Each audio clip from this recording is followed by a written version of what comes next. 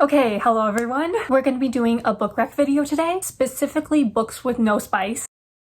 I do have a lot of books that I like with spice in them, but I do prefer no spice most of the time. I really didn't know how to organize this video, so I did it by age category, I guess. So I split it up into YA and adult books, and then also by genre. I mostly read fantasy and romance though, so it's going to be split by age and then also by genre, mostly by fantasy and romance. And then like if I did have other genres I wanted to recommend, I just put it under the other genres category because I don't read many other genres besides those first two. Also, if you can see the ladder behind me, ignore it, and also ignore the fact that my bookshelf looks barren. I use the ladder to get books off the top shelf, and also I'm actually using physical books today to recommend to you guys. Some of them I don't have. Normally I just put the picture up whenever I'm doing book rec videos, but I thought using the physical books today would be easier for editing, but I kind of regret it now because now I'm gonna need to put all these away later, and I'm doing this at 11 p.m. at night, specifically 11:30, and I have school tomorrow, so I'm gonna try to get this done as quickly as possible. All my books are scattered around me though. One second, I want to show you guys the chaos on the floor. This is gonna be a really long book rec video. This might be one of my longest. I feel like a lot of these I've already recommended to you guys, but obviously for this video I wanted to emphasize that none of these have spice. Okay, for the YA books it was easy. For the adult books I really did try to find ones that had like zero spice, but then for some of them it's more like closed door scenes. None of them are open door. I made sure to do my research before I started this video, but yeah, I think that's all for the yapping, so I'm just gonna get started. This one has a bookmark in it for some reason. Okay, now I'm getting started. My laptop's also about to die, so that's even more reason to try to finish this as quickly as possible. Okay, first one I don't have a physical copy of. I read on my Kindle. It's Like Real People Do by E.L. Massey. So this is part of the, I don't know what the series is called, but it's part of a series. The first book is a sports romance. I don't know if the rest of the books in the series are sports romances, but first book is spice free. The first couple of the first book in the series, they have two books. So the second book is also about them. I need to read that. The first book is about, I think their names are Eli and Alex. Eli is a disabled figure skater, openly gay, whereas Alex is kind of the complete opposite. He's very closeted, also a hockey player. Famous hockey player actually, I think. The youngest captain in the NHL. In the beginning, Eli kind of has this hate towards hockey players until him and Alex meet and they kind of spark this instant friendship. And from there, obviously, friends to lovers. Honestly, I don't really remember the hockey parts of this book. I like the friend group though. Yeah, I just really like the characters in this book. And so again, first two books are about the same couple, but then I think the last two are about two different couples. So can't wait to read those. Next one is a whole bunch of books by the same author, but they're all standalones. They're all like contemporary romance books by Anne Liang. Some of them have magical realism elements to them. Only two though. So her debut book was If You Could See the Sun. Academic rivals to lovers. I think most of her books are academic rivals to lovers. No, actually I think only two. This one, If You Could See the Sun, is about Alice, and she's always felt invisible. She's worked really hard to get good grades, be noticed, and she kind of has this rivalry with a guy named Henry who's really, really smart. And then one day, for some reason, she doesn't know why, she begins to turn invisible here and there. Not like permanently, but it just happens in like these random spurs. And so she goes to Henry and is like, hey, I'm turning invisible, help me, even though she supposedly hates the guy. And simultaneously, while she's figuring out why she's turning invisible, she also uses her invisibility to her advantage because her family isn't really well off, and she goes to this really elite and rich school. And so with her invisibility, she starts doing jobs for other people in the school, and Henry kind of becomes her business partner. He's the only one who knows that she can turn invisible. This couple is so sweet though. I love them. Definitely like a really great debut book, and also one of my favorite books by her. Actually, I think this was the first one I read by her. Next one is This Time It's Real. This one is like one of them is a celebrity and then the other one sort of becomes famous. The main character in this, Eliza, she posts this thing about her love life. I think it was like an essay she did for school, and she posted online and it goes viral, and people are just like, oh my god, this is so romantic, this is so cute, we want updates. The thing is, nothing in that essay is real, and so she starts panicking, right? And she's like, oh my god, I gotta go find myself a fake boyfriend and like give updates to the people. And so the person she ends up asking for help is this really famous actor who also goes to her school named Kaz, and obviously Kaz agrees to help her. Actually, I think Kaz was mentioned somewhat throughout some of these books, and I kept recognizing his name and I'm just like, oh my god, it's him. Anyways, yeah, they pretend to be a couple at school and for the media. Trope is fake dating. Next one is I Hope This Doesn't Find You by Anne Liang. This one is really academic rivals to lovers. Probably my favorite book by her. It's also very To All the Boys I Loved Before coded. So this book is about Sadie, and then the guy's name is Julius. Sadie and Julius are like, it's a war. They're fighting for first place in their school, or like valedictorian, and so they're constantly pitted against each each other, right? But then Sadie also has a secret where she writes hate email drafts to people she doesn't like, except obviously they're drafts. She doesn't send them until one day they're accidentally sent out and she doesn't know like how they were sent out. And guess who the majority of those emails were written about? Julius. And so yeah, Julius sees his email one day and is like, why the heck do I have like over 40 emails from Sadie in my inbox? And so he ends up reading all of them, but not all the emails were to Julius. Some of them were to other people. And so it gets around the school that Sadie, when the perfect model student, wrote hate email drafts about other people, except they're not drafts anymore, they were sent out. And so the entire school ends up hating her and talking about her. And then the principal finds out and he's just like, this Sadie and Julius, okay, you two are gonna hang out until you get along. And so they're forced to like do these chores around school to get to know each other better. And so yeah, really cute enemies slash academic rivals to lovers. Also, there's a novella to that book. It's called I Hope This Finds You. You can only read it as an ebook. I really love the novella though. It was about Julius and Sadie traveling together. We also just got to see them being a couple. Next one is I'm Not Jessica Chen by Anne Liang. This one is also magical realism, childhood friends to lovers. This one is about Jenna, who is Jessica Chen's cousin. Jenna's always felt like she's been in Jessica's shadow and she constantly wishes, I wish I was like Jessica, I wish I was Jessica. And then one day somehow her soul ends up in Jessica's body and like no one knows, and the actual Jenna has disappeared and like no one realizes, and the only one Jenna ends up telling is her childhood best friend Erin, who just came back from like I think Paris or something. And so yeah, this entire book is like Jenna figuring out how to be Jessica and like figuring out that Jessica doesn't have everything as easy as she thought she did. Definitely like some really deep themes in this book, also like very academic vibes. Last book by Anne Liang is Never Thought I'd End Up Here. This one I believe is her newest one. This one is set on a trip to, I think it was Shanghai. It doesn't say, I think it was just various places in China. And the main character Leia, she ends up running into her high school enemy Cyrus. Both Leia and Cyrus and like several other people go on like this planned group trip to China. It's just a group of random people trying to get back in touch with their culture. And so yeah, Leia absolutely hates Cyrus because he made her life miserable during high school. And so for this entire trip, she plans to get revenge on him by making him fall in love with her and then breaking his heart. Also throughout this book, there's like this competition going on and Leia and Cyrus get paired for it. We are done with the Anne Liang books. These next two books I don't have a physical copy of either. First one is Simon versus the Homo Sapiens Agenda by Becky Albertalli. The main character is Simon and he's gay but he hasn't told anyone, very closeted, and he's been exchanging secret emails with this guy who's also secretly gay, but he's writing under a pen name. It's Blue. But then one day someone in like his drama club finds out that Simon is gay through the emails he's been writing to Blue, and so he blackmails Simon. And so because Simon doesn't want anyone to find out that he's gay, he does whatever the guy says. He's also afraid that Blue will get outed because Blue hasn't told anyone yet either, but it's also just like he really likes emailing Blue and so he doesn't want to scare him off. But yeah, we just see Simon and Blue exchanging these emails and they're so cute. Gradually they just start falling more and more for each other. I personally thought the experience was better because I knew who Blue was. It was so good. Blue was my favorite character. He was just so cute. The next book by Becky Albertalli is Imogen, obviously. So the main character Imogen has always been straight and every single person in her friend group is queer. And so one day, I think it's like her best friend goes off to college and her best friend had told this lie where it was like she had a girlfriend back in her hometown when really she's never dated anyone before. And so her best friend told a lie where it was like, oh yeah, Imogen was my girlfriend or something like that. And so when Imogen goes to visit her best friend at college, she has to pretend to be bi in front of like her best friend's new friends. And through that, Imogen ends up meeting Tessa and her and Tessa like get along really well. And like as Imogen gets to know Tessa more, she's like, oh my god, I think I really like this girl. And so yeah, this entire book is like her figuring out she's bi and her also trying to figure out how to come out to her friends and family. Also just a really sweet strangers to friends to lovers romance. Next book I actually have a physical copy of is The Lucky List by Rachel Lippincott. I always recommend She Gets the Girl by Rachel Lippincott and Alison Derrick. I actually forgot to put that book on this list. She Gets the Girl also has no spice. But yeah, The Lucky List is also really good. This one is about Emily, single POV. The love interest is Blake. This book is a sapphic summer romance. Emily and her dad are in the middle of moving out of their house and into another house in the same town. And her childhood friend Blake and her dad are moving back into town. And both their dads are really good friends. And so they end up meeting again. And Blake ends up helping Emily pack up her and Emily's mom's room. Emily's mom passed away a few years prior. And so this book also deals a lot with grief. When Emily and Blake are looking through her mom's room, she ends up finding a box filled with like her mom's high school things. And she finds this list her mom wrote where it was like things to do before summer ends. Or no, it was things to do before high school ends. And so Blake and Emily decide to do the entire list before summer ends. And yeah, it was really cute. You can see as they're doing the things on the list one by one that they're just like getting closer and closer. Next two books are by C.G. Drews, if I can find them. No, seriously, I can't find them. Did I get them down from the shelf? Oh, they're right there. Yeah, first one is 1,000 Perfect Notes and then The Boy Who Steals Houses. They're both standalones. They're not part of a series whatsoever. 1,000 Perfect Notes is about Beck. Beck and his sister live with their mother and their mother is very abusive. She used to be on her way to becoming like a famous pianist until she wasn't able to use her hands anymore. And so she forces her dream onto her son Beck. And so the entire time Beck does what she says because he wants to protect him and his sister. And then one day he meets this girl named August, and he kind of realizes that there might be a better life for him out there. Beck and August are so sweet though. August is like very sunshiny. And then The Boy Who Steals Houses is about Sam. Sam and his brother are both homeless, and so whenever they need to find a place to stay, Sam breaks into like empty houses. And then one day Sam ends up breaking into this family's house, this really big family who's like supposed to be on vacation or something for a couple days. But yeah, Sam breaks into their house. He's not able to leave before the family returns, and so the family, because there's just so many people in the house, they mistake him as like a friend of one of their sons or daughters. And so yeah, through that first encounter, he ends up like forming this really deep connection with his family. There's also a romance between him and one of the daughters in the family. Next 3 books also by the same author. It's like 3 contemporary romance books by Bridget Kemmerer. 2 of them are part of the same series. One of them is a standalone. So the first series is the Letters to the Lost series. First book is Letters to the Lost, and second book is More Than We Can Tell. First book is about Juliet and Declan. Juliet's mom passed away, and so the beginning of the book, Declan finds a letter at Juliet's mom's grave, and so he ends up reading the letter, which is a crazy thing to do, and ends up writing Juliet back in that same letter. And then Juliet goes back to the grave and sees that someone opened and read her letter, and she sees what Declan wrote in the letter, and so because of that, they end up writing back and forth to each other. So yeah, this book is pretty much a secret identity letter writing romance. And then this second book is about Declan's best friend Rev. We figure out in this book that Rev has a really dark past, or like it's kind of hinted at. We don't know what it is though. In this book, we find out before Rev was adopted, he lived with his really abusive father. In this book, he gets a letter from his father, and he has to deal with like the memories of his trauma. And then the love interest is Emma. Emma is a video game creator, and everything is fine until one day this guy on one of her games starts harassing her, and she doesn't know what to do about it, doesn't want to tell her parents because her parents are just like constantly fighting. And so one day, Rev and Emma end up meeting behind this building. I think it might have been a church, but we'll just say it's a random building for now. And both of them needing someone to talk to, they end up forming this connection through that first meeting. And yeah, both these books you can read as standalones, but I recommend reading both because they're so good. And then the other contemporary romance book by Bridget Kemmerer. Bridget Kemmerer's contemporary romance books are so good. Anyways, the book is Call It What You Want. This book is about Rob and Megan. Rob's father wasn't really well liked because he was caught embezzling funds from the town, and so because of that, Rob is kind of an outcast, or like I don't know about outcast, but just doesn't have the best reputation when it comes to his family. And Megan is like perfect A+ student, and her family have like this perfect family image until like there's something that comes along that might threaten that image. And so Rob and Megan end up being paired for this school project, and that's kind of how their friendship starts. Okay, now we're moving on to the YA fantasy. I forgot to say that first section was the YA romance, but yeah, now YA fantasy. First is an incomplete series. It's supposed to be a trilogy, so the next book will be the last one, and it should come out next year, hopefully. And that's how it's been coming out like every 3 years. But yeah, the first books are part of the Dark Rise series by C.S. Pacat. First book Dark Rise, second book Dark Air. This series I read really recently and I loved it. This is set in a fantasy world, very old-timey feeling. The main character is Will. Actually, we have multiple main characters because it's multiple POV. So Will finds out that he's an ancestor, or like a relative, a distant relative in the very, very far future, to like this person they call the Lady who controls the light. And so he finds out that in his bloodline, he's supposed to defeat this evil being known as the Dark King. And so because of that, he ends up finding this really old order, or just like a bunch of warriors that will help him fight the Dark King. And through that, he meets like a bunch of people. Violet and him become like best friends. And the order that he meets, I forget what they're called. It doesn't say on the back of the book here. I think they're called stewards. They try to help him train his light magic to defeat the Dark King when the Dark King is eventually summoned. And Violet goes along with him. There's also this villain in this book named James, subplot romance. And then there's also other couples in this book. Well, not the first one, more the second one. Very like slow burn subplot romance, which is what I prefer in fantasy books like this. There's so many plot twists in the series though, and it's only the first 2 books. We still need the third book. I'm desperately waiting for the third book. And it's just like the plot twist, you never see them coming. And I mean never. You think it's gonna go one way and then it does a complete 180. It's so good. It's so